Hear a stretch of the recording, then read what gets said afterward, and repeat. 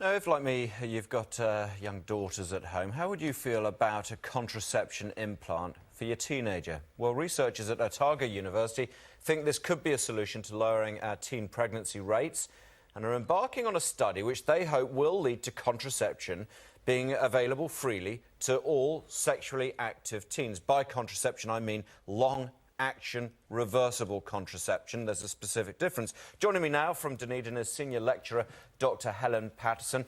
Good morning, Helen. Thanks for joining us this morning. First of all, this is a problem. We do need to address this. We need to make change to the problem of teenage pregnancy. Well, I think that we can all agree that any unplanned teenage pregnancy is not desirable. Of course, absolutely. So you're looking at this pretty radical idea. To this point, condoms, the pill have been freely available to teens, but now you're looking at something which some would look at a far more radical step.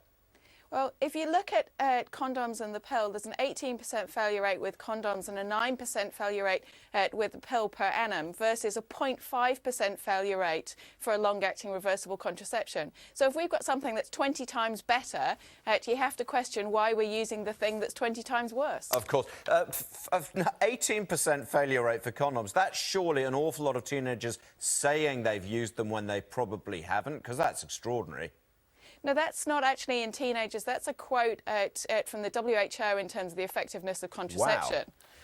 That's a bit of a worry to a lot of people watching this morning, I would have thought. So let's look at these. You call them officially long-action reversible contraception. So we're talking about IUDs? Yeah, intrauterine devices and implants is what we're talking about. So who, at what stage is it judged that a teenager can freely have this, you know, once your research is underway? I mean, you talk about sexually active. At what stage is that judged to be the time? So we're promoting actually that young people have contraception before they become sexually active so that they're protected for their first sexual encounter. See, it seems to me as though that would involve discussion, talk, open sort of conversation between the teenager and the parent or the doctor. Those teenagers who are in that sort of situation surely are already more aware of the risks and therefore are probably taking preventative measures. Is that a fair assessment to make?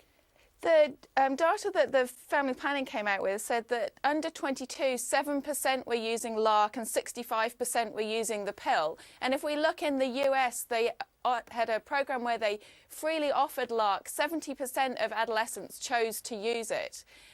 And in New Zealand, we're clearly not enabling that. Yeah, LARC being the acronym for long-action reversible contraception. That's fine. I'll just explain that for the viewers.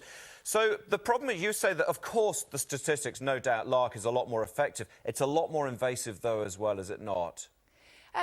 So implants involve you putting two rods into the upper arm. They just sit there underneath the skin. It's all done under local anaesthetic, little bit of bruising. There are always risks to anything medical, but there's risk to the pill, and the risk to pregnancy in teenagers is significantly higher than the risks of contraception. For sure. What about the argument that you make this freely available, it could promote promiscuity, that ethically there'll be a lot of people arguing against this?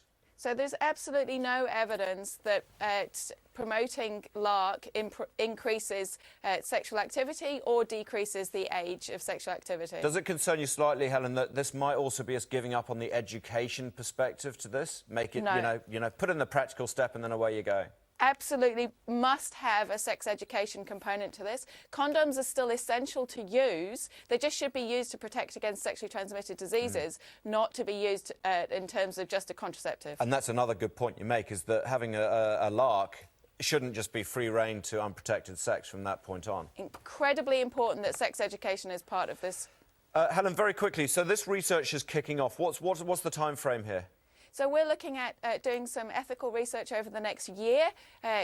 We'll be then looking at what a programme should look like, and then hopefully going on from there to pilot something. And people in the general community are going to have some say in this?